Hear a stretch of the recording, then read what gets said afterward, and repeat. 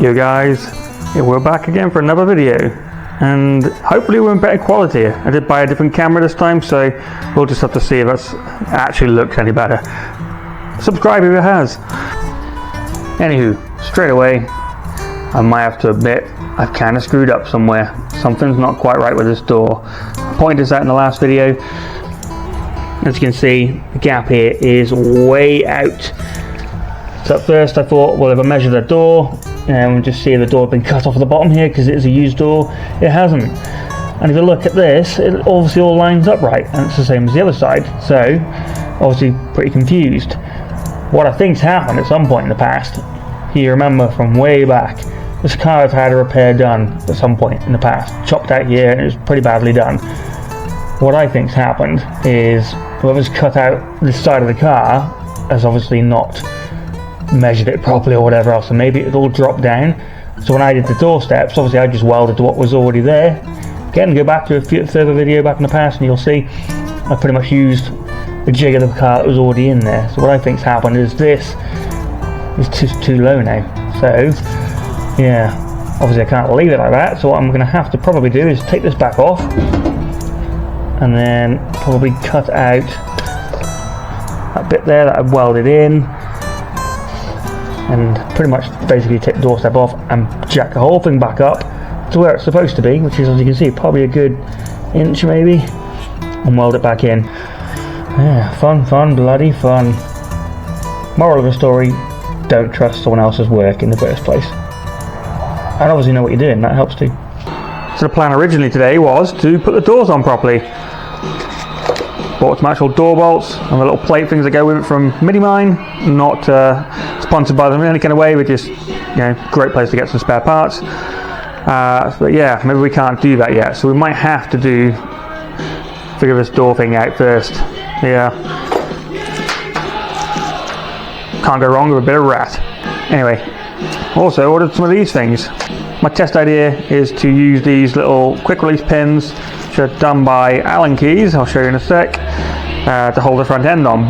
So in theory, how these things work, Allen key, which is, you know, not in the right place, but you won't be able to see it very well on the side of the car, which will be kind of good for security. I was going to get the quick release button things, but I figured some little asshole will probably go along and press the buttons, you know, especially if I know what they are, and the whole front end could get ripped off and disappear if I parked it anywhere. So we've gone with these. Not many people tend to carry Allen keys on them, so it might work. That'll clip on the little bracket thing I'll make for the front end, and these little pins will push in, and then they twist and they lock in place. Quite clever really, as long as you get everything quite tight, that will hold the whole front end on. I might have to go two on either side, we'll have to see how it goes, but that's going to be hopefully perfect. And these things apparently hold a hell of a lot of weight according to the review, so yeah, cool, eh? So here's my theory. This is how I'm going to try and fix the problem on the other side.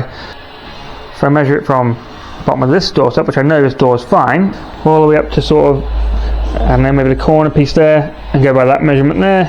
If I do the same on the opposite side, it should be in theory right. So I'll use that as a base, and then on the other side what I'll do is I will cut that back out, try and push it all back into position.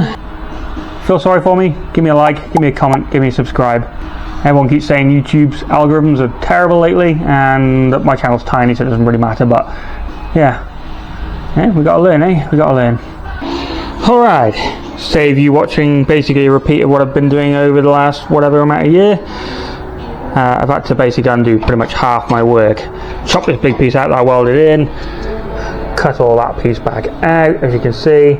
So now I've got a little bit of movement. So there we go, that's what I'm talking about. There's a gap, and what I need to do, weld it there. Hard to do this whilst awkward position.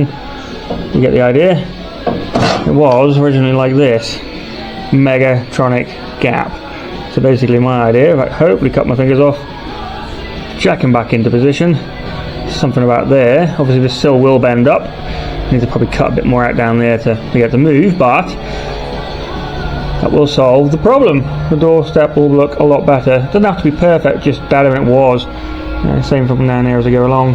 There you go, as you can tell. That's going to look pretty good. So there we go. Right. It's in a good position, so I'm going to try and weld this back up. It's never going to look right. I might even have to put another plate on here just to sort of blend this in. Not like you can see it, and you know, I could hide it, whatever, but I'm going to weld this bit up best I can, and maybe bash it through, etc, a bit messing around. Yeah, and then we'll have a look at what it looks like at the end.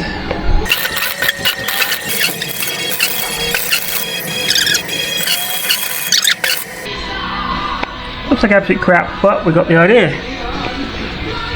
Missed the door shut line, massively improved. So we have to push it up a bit there in the middle when we weld the inside back together. Yeah, you get the idea. Push the sill back towards us a little bit, and we can get that all back in place. But that door shut line, way better. Probably can't see it, but we've got a bugger making a racket in his helicopter. Yeah, look at that. Noisy bugger. Interrupting my video. That was it. Bye bye. We need, no wait, Airwolf music. Cut.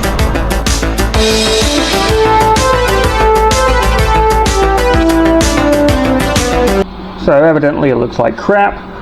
Especially that. I mean, I haven't cleaned any of it up yet. But we are somewhat successful. It's not taking as long as I thought. I have, I mean, a hell of a mess of it. Still got to weld this inner seal back together. I have to do it the same way I did it last time around, drill a whole bunch of holes through, because I haven't got a spot welding machine thing. So drill a whole bunch of holes through, put something on the back. Ideally a new piece of copper is what I need. Wedge it on the back and weld it, but you know, I'll figure it out. Doesn't have to look that pretty, I don't really care. I'll just put rubber seal over it anyway, so whatever. And then we're almost back to where we were, once I clean it all up obviously. We'll then work at trying to get the sill on a bit better. So I'm going to have to probably cut it out like I said down there and wash it on, but yeah. We are getting some progress. There we go, back to square one. It still needs a lot of neatening up, but this door's gone on really well. Impressed myself so far. Line's quite good. Get down here. Again, not bad at all. That gap is now non-existent. This obviously needs to come up yet. We'll worry about that after. I've actually bolted on those door hinges as well. So, it means we now have a functioning door.